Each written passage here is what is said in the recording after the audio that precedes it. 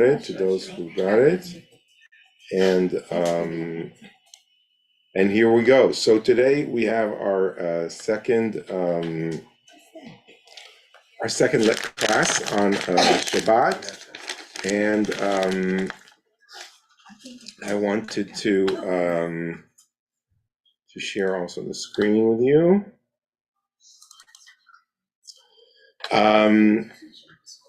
And say, the last time we basically looked at the three main places where Shabbat appears in the Bible, which is at the end of the creation of the world.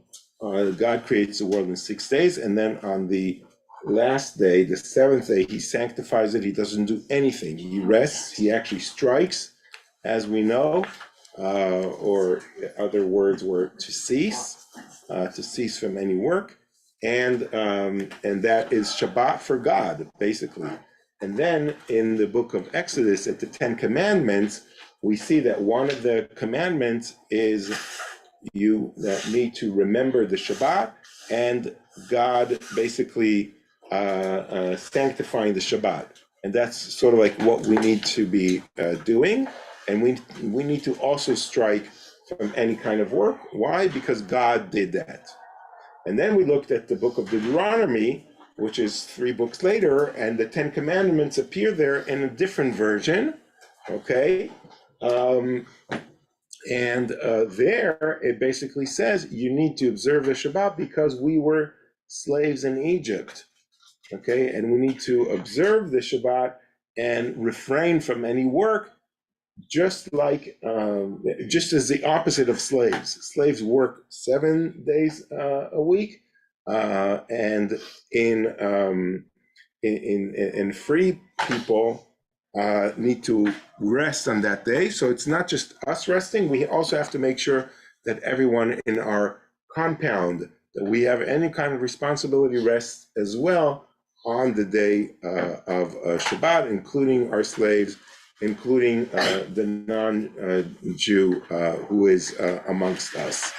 So that's a very interesting observation that we saw last week, and we ended up by saying that the version of Deuteronomy of the 10 Commandments embodies this more humanitarian motive for the rationale for the Shabbat rest, and Israel is supposed to keep the Shabbat, so the slaves will be able to rest, and because God, who liberated us from the Egyptian bondage, commanded us to do that. So today, I want to continue with looking at the different places where Shabbat shows up in the Bible. So God's instructions concerning the building of the tabernacle end. And Moses conveys all these instructions to the people of Israel, and it starts with the obligation to keep the Shabbat, which sort of like indicates that there's a precedence even over the duty of building the sanctuary. Because this Shabbat is called a sign, ot, both of God's consecration of Israel and of his 6-day creation. So we have here sort of like things that we find, once we start analyzing the Bible, we see things that might show up as contradictions, because there is the commandment to build the temple, the tabernacle, that walks with the people of Israel throughout the 40 years in the desert. They have to build a tabernacle where God's presence dwells in it. The sacrifices are made every day, and on the holidays, on Shabbat, special sacrifices. So it's a very special place. It's like a synagogue, a walk-in synagogue in the desert. And actually, after the destruction of the temple, basically they say that every synagogue around the world is like a small tabernacle, a small temple. It's like a mini synagogue, a mini temple. So our synagogue is not just a place to pray. It embodies the temple that was destroyed, because it's a holy place where people convene. So building that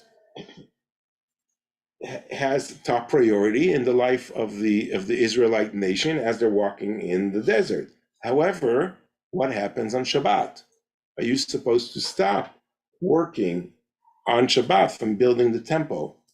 It's very clear that you're supposed to stop any other work, right? Because it says you shall not do any kind of labor on Shabbat.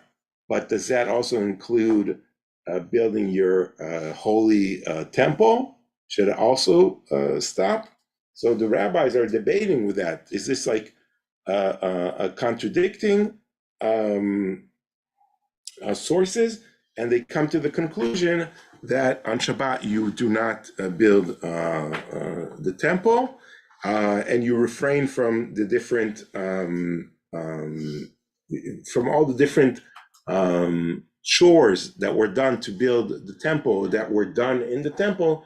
You need to refrain from them on Shabbat. And we'll get to that concept a little bit later on when we try to study about Shabbat in the time of rabbinic law.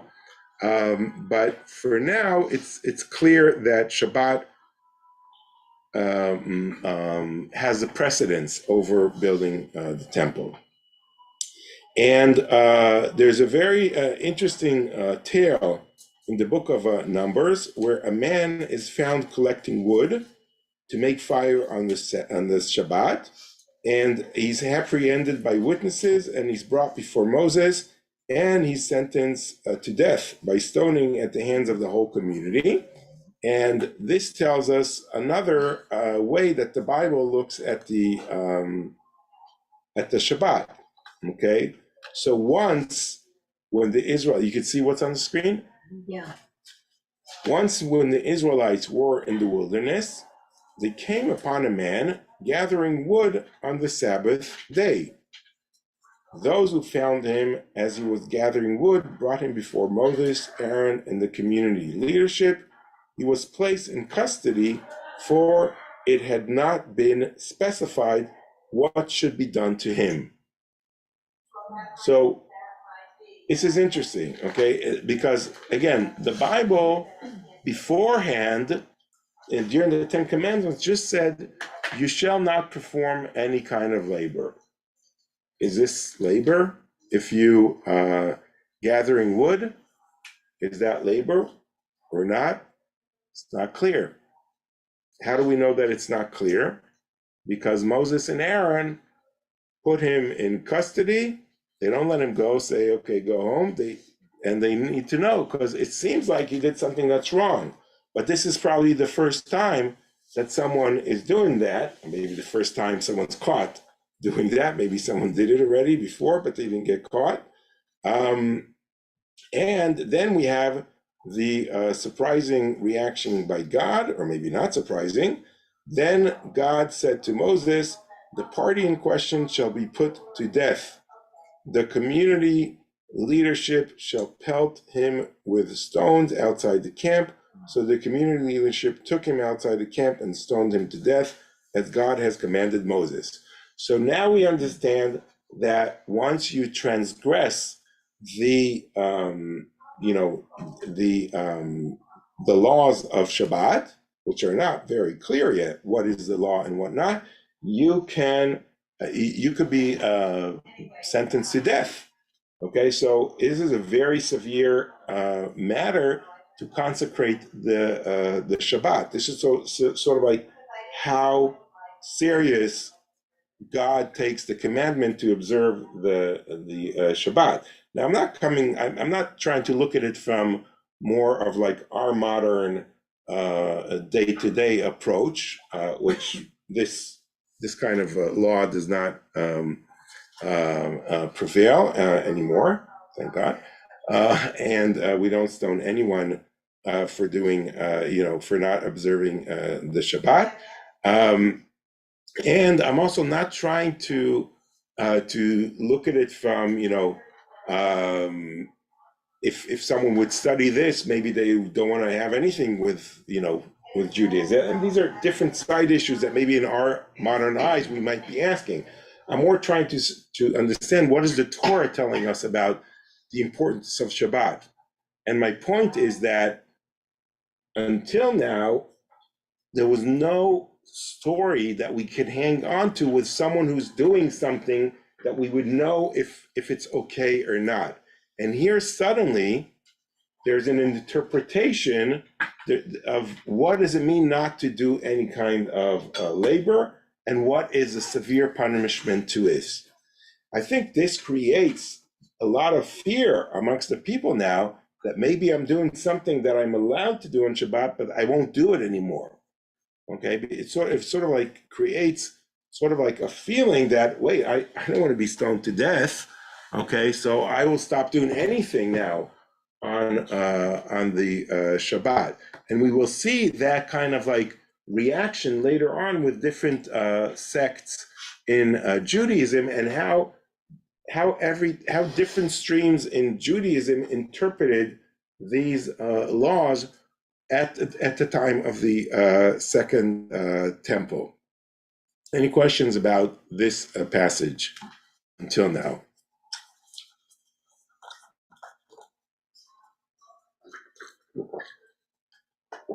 Okay, so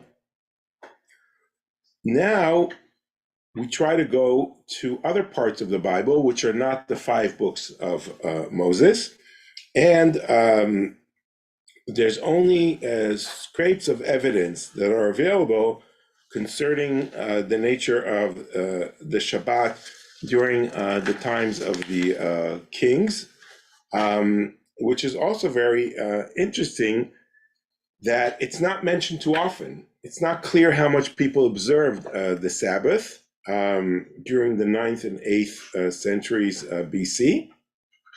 Shabbat and New Moon, the Rosh Chodesh, are mentioned together as days when business activity was halted and people paid visits to men of God. For example, here in the book of Amos, the prophet, it says, "Listen to this, you who devoured the needy, annihilating the poor of the land." So he's going against these people, saying, if only the new moon were over so that we could sell grain, the Sabbath, so that we could offer wheat for sale, using an ephah, which is a measurement that is too small, and shekel that is too big, tilting a dishonest scale. So Amos is very upset with the people of Israel that are abusing the needy and the poor, and they are saying all the time, when will the Sabbath be over so we can continue, robbing the people, okay, cheating them.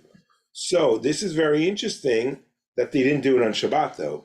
Okay, they felt it's okay, so they closed, the markets were closed. It was a day of rest, and they continued being, dishonest people, but not on Shabbat. Okay, so it sort of like shows us the status of Shabbat in the times of the Bible, that perhaps there were times that people observed the Shabbat, or at least had that notion that on Shabbat we shouldn't be opening our shops and selling. And here we have another example for the importance of Shabbat, where the woman goes to send for the man of the agent of God, and because she needs his help, and her husband is telling to her, but he said, "Why are you going to him today? It is neither new moon nor Shabbat." And she answered, "It's all right." So, meaning, we see that there's a phenomena of going and seeking the guidance of the men of God during the Sabbath and the new moon. So that means that on Shabbat there was a gathering of the community. People would gather around the men of God, and they would do something. It's not clear what they did, Maybe they came to listen to a sermon, some scholars believe. Maybe they went, praying. Maybe they felt they want to be together on the Sabbath because they weren't working. So maybe they gathered as a community. It's not clear what they did, but it is clear that they did something together, and they did it with the man of God guiding them in doing that. What's the significance of the new moon? The new moon is the Rosh Chodesh, is the beginning of each Jewish month. And celebrated as well. Yeah, it's celebrated as well. And the Torah says you bring special sacrifices on that day as well. In the 8th century too, the Sabbath and the new moon, the Rosh Chodesh, were popularly celebrated in sacred convocations held in the Jerusalem temple, as we see here with the prophet Isaiah, who talks about new moon and Sabbath, proclaiming of solemnities, assemblies with inquiry, I cannot abide. Okay, so God is not interested in all the sacrifices that are made on Shabbat, because people are not behaving in a moral way. So if you don't behave in a moral way, God is sort of like rejecting your sacrifices. And again, as a time marker, the Shabbat was the day on which the palace guard was also changed weekly. That appears in the Book of Kings. And esteem of the Shabbat rose just before, during, and after the exile from the first temple. In Jeremiah chapter 17, he berates the rulers and populace of Judah for condoning the hauling of burdens, the market wares, into and within Jerusalem on the Sabbath. In an unprecedented prophecy, the fate of the dynasty and the city is made to depend upon the observance of the Shabbat. So it's interesting to see the words of Jeremiah, who says, "Thus said God to me, go and stand in the people's gate, by which the kings of Judah enter, and by which they go forth, and in all the gates of Jerusalem, and say to them, hear the word of God, O kings of Judah, and all the inhabitants of Jerusalem, who entered by these gates. Thus said God, guard yourselves for your own sake against carrying burdens on the Sabbath day and bringing them through the gates of Jerusalem." Okay? "Nor shall you carry out burdens from your houses on the Sabbath day or do any work, but you shall hallow the Sabbath day as I commanded your ancestors." So here it's saying people were carrying things on the Sabbath from all the villages around Jerusalem, and they brought it to Jerusalem, to the temple. And by that, they were disobeying God's commandment. They were not observing the Shabbat as God commanded their ancestors. So we learn from here that you're not allowed to carry out anything out of your house and to bring it. And I probably believe that what they're referring to is commerce. People probably had a market in Jerusalem, and they might, I'm not, it doesn't seem like they had it on the Sabbath, so we need to continue reading and see that they did not listen and turn the ear. They stiffened their necks and would not pay heed or accept discipline. "If you obey me, declares God, and do not bring in burdens through the gates of the city on the Sabbath day, but hallow the Sabbath day and do not work on it, then through the gates of the city shall enter kings who sit upon the throne of David with their officers riding in chariots and horses, they and their officers and the citizenry of Judah and the inhabitants of Jerusalem, and this city shall be inhabitants for all time." And then he says, "And if you do not observe the Shabbat, so I will destroy the city." And that's why the first temple is being destroyed, and the people of Israel are sent to the first Babylonian exile. So we have here an interesting phenomena that observing the Shabbat could guarantee the people of Israel not going to exile.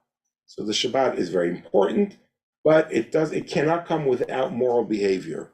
So it has to be observance of Shabbat and no commerce on Shabbat, which is one thing, but it also has to have the moral behavior of treating, the poor and the needy and the slaves in an appropriate way. So these are the themes of, these are sort of like the evidence of what we find about Shabbat in the Bible. Okay. The book of Ezekiel contains similar prophecies, and chapter 20 lays stress on the Shabbat as a sign of Israel's consecration to God. Its significance is shown by the juxtaposition with all the rest of the divine law, the Sabbath alone being singled out by name in catalogs of sins for which Jerusalem was doomed, and the desecration of the Shabbat occurs repeatedly. And it says here that in the book of Ezekiel, how it goes again and again. I'm not going to repeat Excuse me, Rabbi. that theme. Going back to the last one for a second, that quote sounds like it could be the origin of the belief that if the whole world kept Shabbat just once, then Mashiach would come, because he says if everyone keeps Shabbat, then the king will come back to Jerusalem. Right. That's a very famous saying, and that it might come from here. That's a beautiful. Yeah, I never realized that, but that's a good way to see this origin. Everybody in the world, or just the Jews? Well, the Jews are the only ones specifically commanded to keep Shabbat. Okay, so here now we go to another theme, okay, where the prophet Isaiah singles out the observance of Shabbat as something that will sort of like bring the redemption for the entire world. He looks at a day where Shabbat will be a universal holiday celebrated among all nations. And you see it here in Isaiah 66. Those who sanctify and purify themselves to enter the groves, imitating one in the center, eating the flesh of the swine, the reptile, and the mouse, shall one and all come to an end, declares God. Okay, so the holy people who purify themselves and the people who eat, pork, the reptiles, the mouse, the ones who are not Jewish, they will all unite as one. Why? For I know their deeds and purposes. The time has come to gather all the nations and tongues. They should come and behold my glory. And why? A new moon after new moon and Shabbat after Shabbat, all flesh will come to worship me, said God. So that at the end of the days, okay, Shabbat and the new moon are going to be observed by all the nations. In that sense, that idea that the idea of Shabbat, which Judaism brings to the whole world, is sort of like going to be embodied in the world, in the ethos of all world nations, which is a very interesting concept as well. And then after the second temple is rebuilt, after the exile, the prophet Nehemiah singles out the Shabbat from all the other commandments, laws, and teachings given to Israel, and he says again, he forbids to do commerce outside Jerusalem and on Shabbat and the holy days, and he enforces this law rigorously as the governor of Judah, and he's reminding all these indifferent aristocrats that for desecrating the Shabbat, their ancestors had been visited with catastrophe and went to exile. So they come back from exile, After Jeremiah tells them you have to observe the Shabbat, they don't observe Shabbat. So Nehemiah said, you need to observe the Shabbat. And he says, at that time I saw men in Judah treading wine presses on the Sabbath, and other bringing heaps of grain and loading them onto asses, also wine, grapes, figs, and all sorts of goods, and bringing them into Jerusalem on the Sabbath.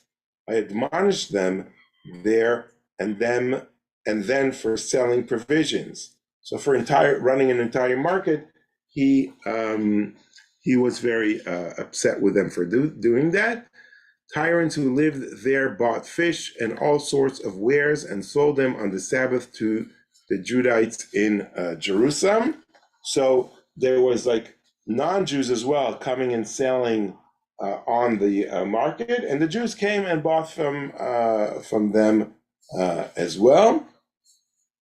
And I censored the nobles of Judah, saying to them, what evil thing is this that you are doing, profaning the Sabbath day?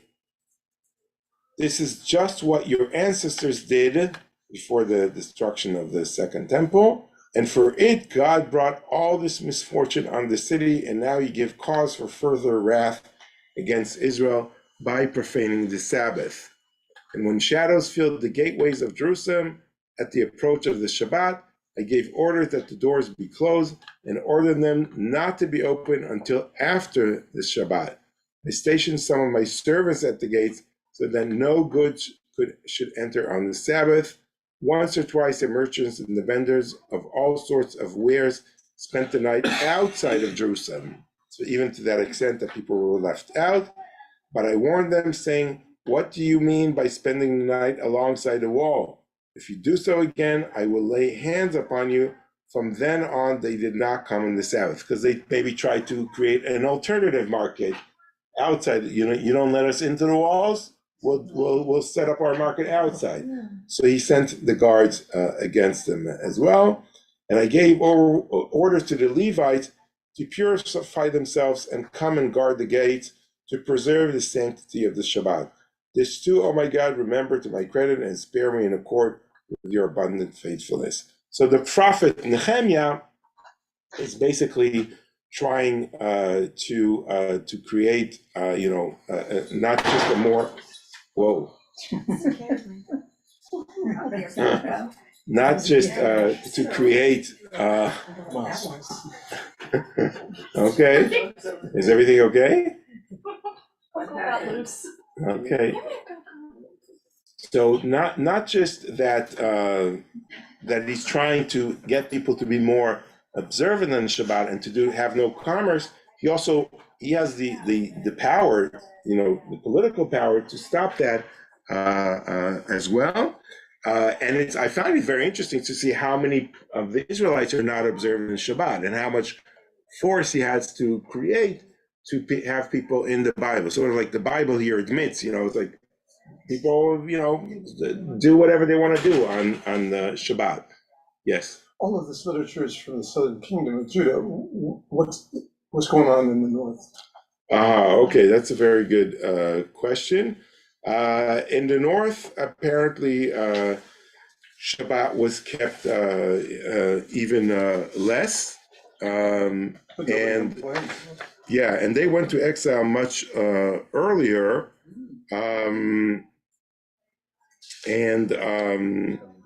They're in Babylon, right? So yeah, in the northern kingdom, Shabbat. That's from the book of Amos. That's from the northern kingdom. So they halted activity on the Sabbath, but they were mean to the people. So it's either you're nice to people or don't observe the Sabbath, or you're mean to the people and you do observe the Sabbath. Getting them together for some reason for the Israelites was a difficult notion, but I am sure that the Sabbath was not observed more in the north. It doesn't seem like they were more observant of the Sabbath. So were all the prophets at that time from the south primarily? No. So Amos is from the north. So they're different prophets in that sense. the so there could be that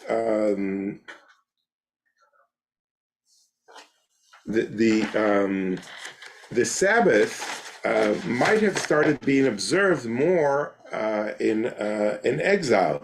There is that theory where the Israelites who were farmers and merchants, etc., in Israel, they had their routine, they had their way of doing. The prophets were like yelling, "Observe more Shabbat, observe," and that didn't happen. Once they were exiled, maybe they reflected on their actions. Maybe they said, "Oh, it's time to repent. Why did this happen?" etc. And maybe the concept of the Sabbath became stronger and more observed in that sense, and the Sabbath became as a sign, a weekly sign of God's consecration of Israel, and it became like an act of loyalty, which is sort of like equivalent for the rest of the covenant commandments. So when you disregard the Sabbath, it's a serious breach of faith. It's like if you have a sign, if Shabbat is like the sign of the covenant between God and the people of Israel, so if you desecrate Shabbat, so you are indicating that sign is not important. It indicates that the covenant is not so important, and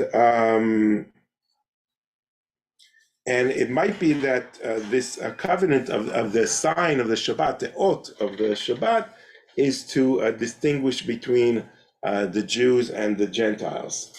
So if I'm now in exile and there are a lot of Gentiles around me, so by observing Shabbat and refraining from any kind of work on that day, I sort of like distinguish myself from the other populations that are there. So it's like a more physical sign in that sense. Oh, how do you know if someone is an Israelite? They refrain from work on Shabbat. So that's why some scholars say that Shabbat became more observed in exile, which is an interesting theory. And when the prophet Nehemiah comes back to Israel and gives that whole lecture to people here, it's because he's talking to the people that were left in the land of Israel and were never observing the Sabbath. And he's coming from exile where they started observing the Sabbath and being more strict about it. So he's coming and trying to lecture to them and get them to be more observing of the Sabbath. Nebuchadnezzar took primarily the rich people or the wealthier people from the north, from Israel, the kingdom of Israel, and left behind the poor people in the kingdom of the south of Judah, who were more agricultural than the people in the north. Yeah, we don't have evidence who kept more the Shabbat. We don't have an indication of that. But he's referring here to the, higher society, that they were not observing the Shabbat. The merchants, the richer people. So that's the Shabbat in the Bible. It's sort of like a quick overlook about that. There's much more to say, but that's less of what we're focusing on. And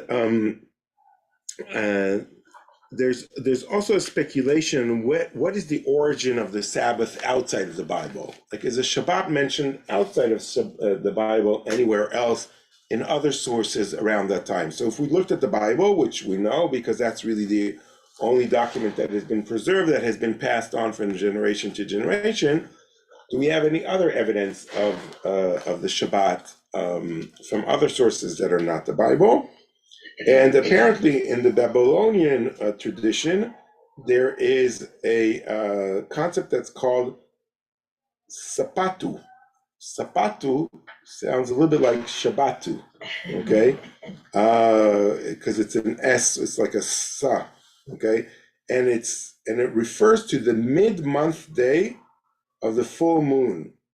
And it's called the day of calming God's heart. And then it sort of like goes along with the first day of the moon, which is the Rosh Chodesh, the first day of the moon, and then you have the middle day of the moon where the moon is full, these become like 2 holy days during the month. So we have the beginning, the Rosh Chodesh, and then we have the middle one, and they are both like holy days that need to be observed, at least at the Babylonian tradition, not the Jewish tradition. So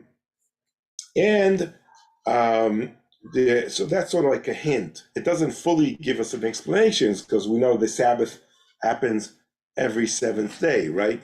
But the concept that you need to observe a few days as holy in a month is an interesting concept that we see in other traditions as well. So it's not just holidays, that there's the yearly cycle, it's also on an ongoing basis.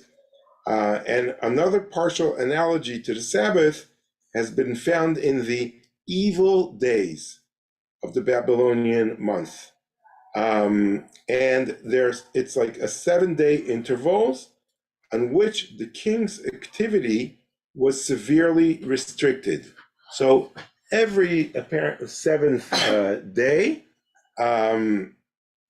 there is what's called evil days, and the king is sort of like has to halt from any kind of work. And it's not really clear how these two are connected and how we get exactly to the Shabbat.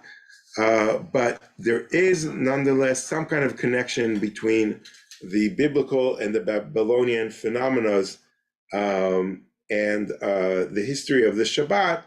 In that sense, it differs in a few ways from this Babylonian concept. First of all, on the Shabbat happens every week, no matter what. It's not related just to the beginning of the month or the middle of the month.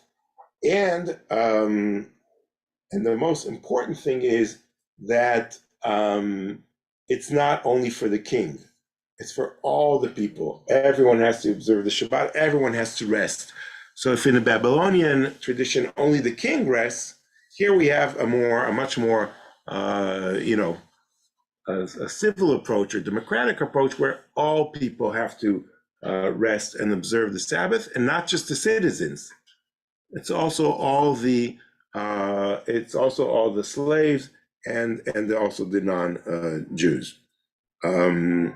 So that was very interesting, and actually, it's just because I got this information from Encyclopedia Judaica, and when I finished reading that, I saw that this part on Shabbat was written by Michael J. Graetz, who's my father, who is part of the editor. If you look at the Encyclopedia Judaica over there, he's one of the editors of that.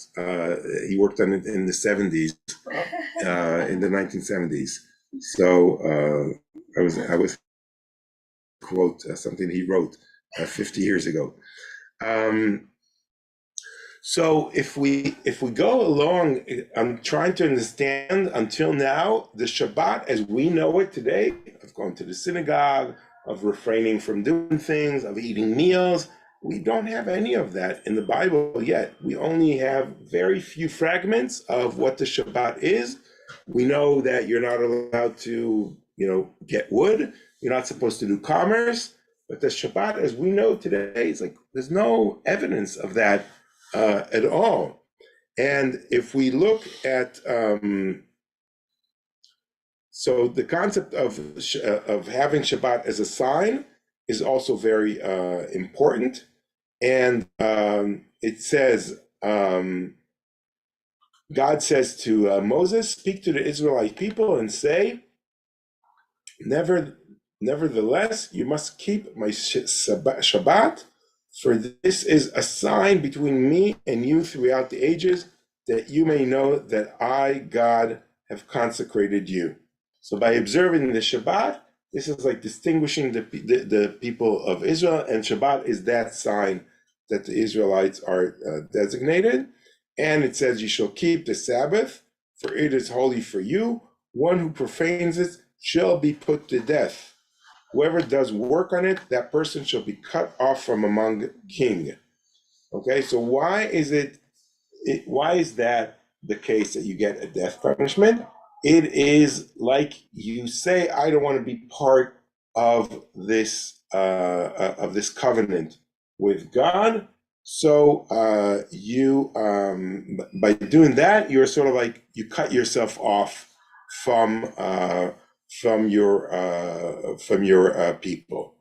And here we have very famous words that we sing on our Shabbat Kiddush that embodies that concept as well.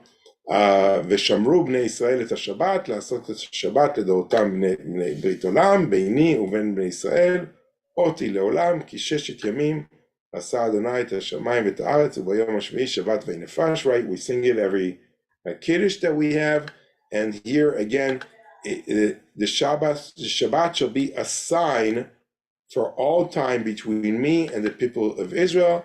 For 6 days, God made heaven and earth. On the 7th day, God ceased from work and was refreshed. So this is about the concept of Shabbat being a sign, a ot, Beini u'bnei Israel, ot hi leolam. And now we go to the book of Maccabees, which is also not part of the Bible. It's part of the Apocrypha, which is a set of books that were written at the time of the Bible, but were not entered into the Bible. Okay, you know, the Bible has 24 books, but there were other books around at that time, but they were not consecrated and were not sanctified by the rabbis that decided to sort of like close the Bible with these 24 books. And the other books were never read or promoted by the Jewish people, or at least not by the rabbinic sect, and they were kept alive by the Christian traditions, and they kept these apocryphas, and that's how we know, because they kept it. That's how we know what went on in the circles that were outside of the Bible in those days. Okay, that's clear. So one of them is the book of the Maccabees. So we know about Hanukkah, okay, and we know the story of Hanukkah, but the details come from the apocryphas. They don't come from the Jewish tradition, which is interesting. If not for the Christians that saved these books, we would not know about the story about Judah the Maccabee and what he did, which is very interesting, right? And one of the stories in the book of Maccabees 1, chapter 2, then Matityahu answered and spake with a loud voice, though all the nations that are under the king's dominion obey him and fall away everyone from religion of their fathers and give consent to his commandments, yes, will I and my sons and my brethren walk in the covenant of our fathers. God forbid that we should forsake the law and the ordinances. We will not hearken to the king's words to go from our religion, either on the right hand or on the left. Okay, so the Greeks come and conquer the temple, and they come to Matityahu, who's the high priest, and they tell him, make these sacrifices to our gods, to Zeus and to Jupiter. And Matityahu says, I will not do that. Okay, and when he finishes his speech, now when he had left speaking these words, there came one of the Jews in the sight of all to sacrifice on the altar, which was at Modi'in, according to the king's commandment. So one of the Jews decides not to cooperate with Matityahu, and he decides, you know what, I do want to sacrifice something for as the commandment of the Greek commandment. So means he doesn't care about the God of Israel. He cares more about their gods of the Greeks. Which thing, when Matityahu saw, he was inflamed with zeal, and his reins trembled. Neither could he forbear to shew his anger according to judgment. Wherefore he ran and slew him upon the altar. Also the king's commissioner, who compelled men to sacrifice, he killed at that time, and the altar he pulled down. So basically he's starting a rebellion because he's not just killing that Jew that did that sacrificed, for the gods of the Greek. He also kills the representative of the king, the officer, and basically, hurts all the soldiers around there and starts a rebellion. That's the famous rebellions of the Maccabees. And what happened? So he and his sons fled into the mountains and left all that ever they had in the city. And then many that sought after justice and judgment went down into the wilderness to dwell there, both they and their children and their wives and their cattle, because afflictions increased sore upon them. So they, basically ran away and started all, hiding in the caves around Jerusalem. Now, when it was told the king's servants and the host that was at Jerusalem in the city of David that certain men who had broken the king's commandment were gone down into the secret places in the wilderness, they pursued after them a great number. So the king is not happy about this rebellion, and he's about to, to get back at them and put order back in the land of Judah, which was conquered by the Greeks. But here happened. Why am I telling you this whole story? Not because it's Hanukkah next month. Okay, so it's actually a good thing. It's Hanukkah next month, so we should learn the story of Hanukkah and how it started, right? But I'm telling you all of this because of Shabbat. How's Shabbat related to this? Now, and having overtaken them, they camped against them and made war against them on the Sabbath day. And they said unto them, let that which ye have done hither to suffice come forth and do according to the commandment of the king, and ye shall live. Okay? But they said, we will not come forth, neither will we do the king's commandment to profane the Sabbath day. So they're in their caves, and the people of the soldiers are coming to them, okay, please surrender, and we'll let you go. They say, not only we won't surrender, we won't come out of our caves on the Sabbath. Why won't they come on your caves on the Sabbath? Because we read in the Bible before that you're not supposed to carry things and move from one place to place. So here we have some kind of evidence to what we saw before in the Bible, that you're not supposed to travel from one place to the other, okay? And the Maccabees are saying, we even if we were to surrender, which we're not, okay, we would definitely not do it on the Sabbath, because then we would desecrate the Sabbath, okay? So what happens now? So then they gave them the battle with all speed. So the soldiers start fighting against them. Howbeit they answered them not, neither cast they a stone at them, nor stopped the places where they lay hid, but said, let us die all in our innocency. Heaven and earth will testify for us that yea puts us to death wrongfully. So they rose up against them in battle on the Sabbath, and they slew them with their wives and children and their cattle to the number of 1,000 people. So here happens something which is mind-boggling, because they are not even fighting against the enemies. They're letting them slaughter them on the Sabbath. Why? Because they don't want to pick up a sword. They don't want to start going out of the cave and fight against the enemies because it's the Sabbath. So here is a very extreme interpretation of the Sabbath. The Sabbath becomes so holy, holier, that then they don't even defend themselves. So is that something that's said in the Bible? No, it doesn't say that, but they have a very literal interpretation of the Bible. So we see that you could, if you take it to a certain extreme, you could go as far as saying, I won't even fight on Shabbat, I won't even pick up a sword on the Shabbat. It's like, it's like today there are these people, right? They don't go to the doctor, even if they need an operation, because this is like what God has brought upon us. This is what they're saying.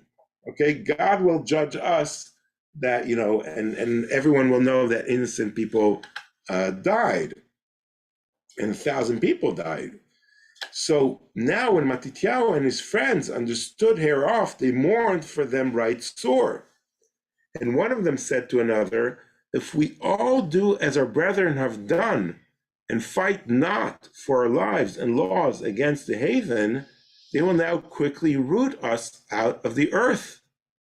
And at that time, therefore, they decreed, saying, whoever shall come to make battle with us on the Sabbath day, we will fight against him.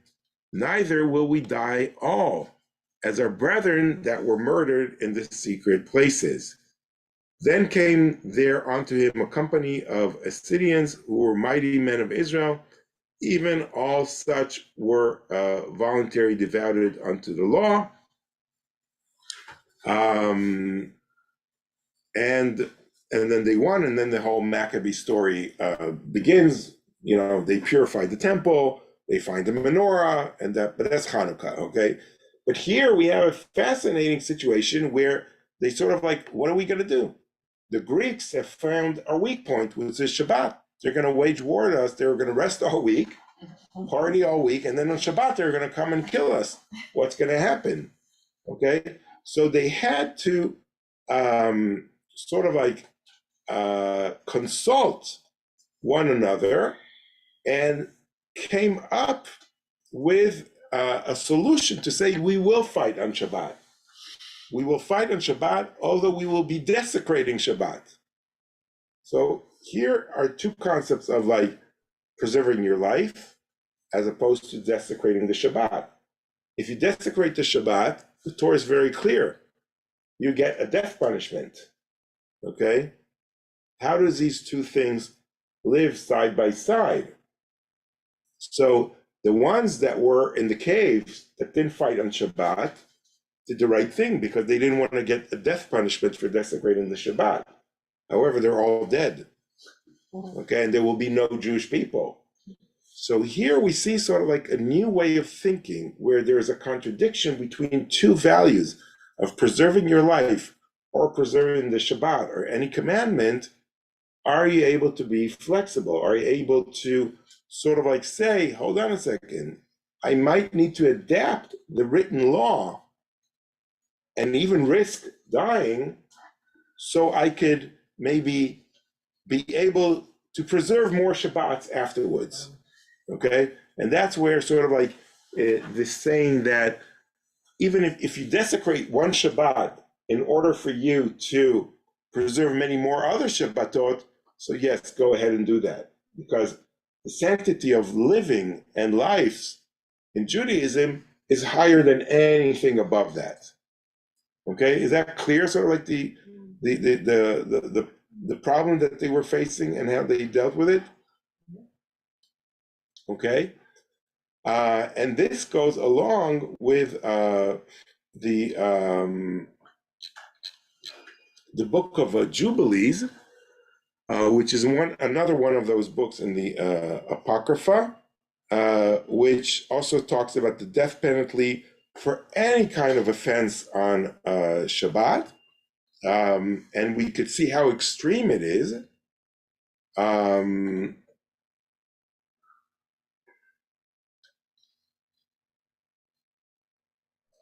For example,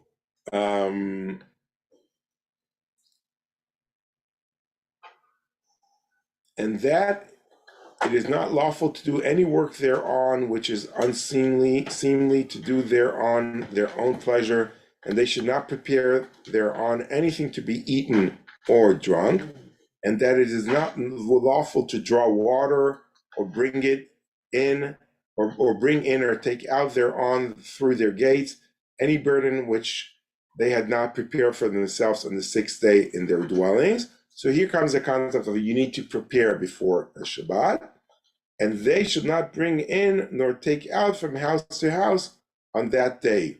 For that day is more holy and blessed than any Jubilee days of the Jubilees. So the Sabbath is a day where, again, you're not supposed to move things from one house to the other. And we know that later on in rabbinic traditions, you are allowed to move things from one house to the other if you sort of like create this the eruv, yeah, like you make the whole area like one community, and you're able to carry from one place to the other.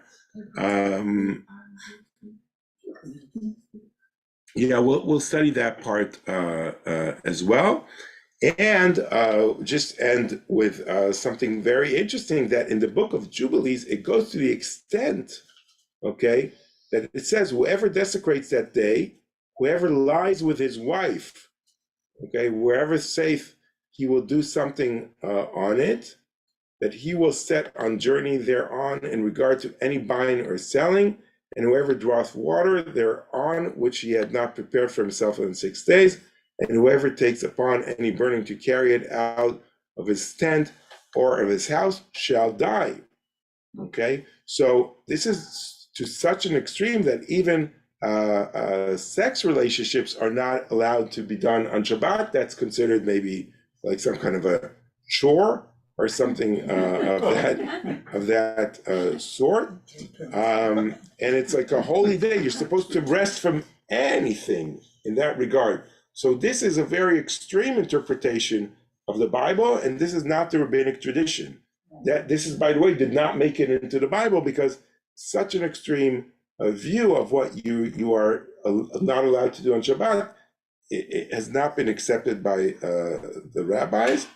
And actually in the Talmud, it actually says, and now we're jumping like a few hundred years later, but just so we understand the concept of how does Judaism today observes, sexual relationships on Shabbat. So the Gemara explains the next listed ordinance, and that one should eat garlic on Shabbat evening. Okay, this is due to the fact that garlic enhances sexual potency, and Friday night is an appropriate time for conjugal relations, as it is written concerning the righteous, and he should be like a tree planted by streams of water, etc., etc. And Rav Nachman, and some say it Rav Kahana, and some say it was Rabbi Yochanan who said, this is referring to one who engages in sexual intercourse every Shabbat, okay? And I'll end with this. The sages taught in a Baraita that 5 matters were stated with regard to garlic. It satisfies, it warms the body, and some say that it also instills love into those who eat it and removes jealousy from them. So eating garlic on Shabbat is important, but what I wanted to show is that having the notion that you're not allowed to have sexual relationships on Shabbat is definitely not accepted according to this rabbinic tradition.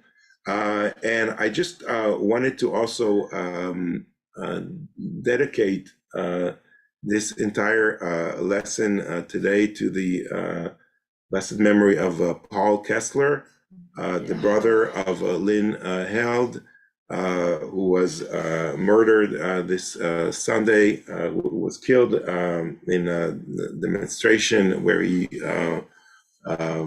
stood up there with an Israeli flag, and in the demonstration was killed.